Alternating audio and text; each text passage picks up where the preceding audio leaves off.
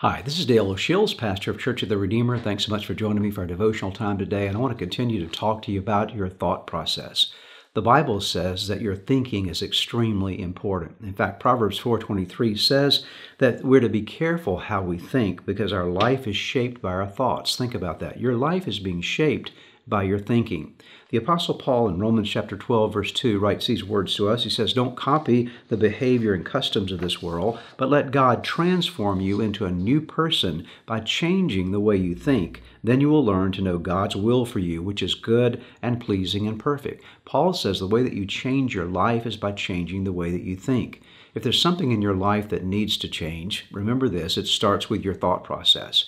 And there are four areas of life where we have thinking that affects us in our behavior, our attitudes. What we think about God, what we think about ourselves, what we think about other people, and what we think about the world or life around us, the events that happen to us, how we our perspective of these kinds of things.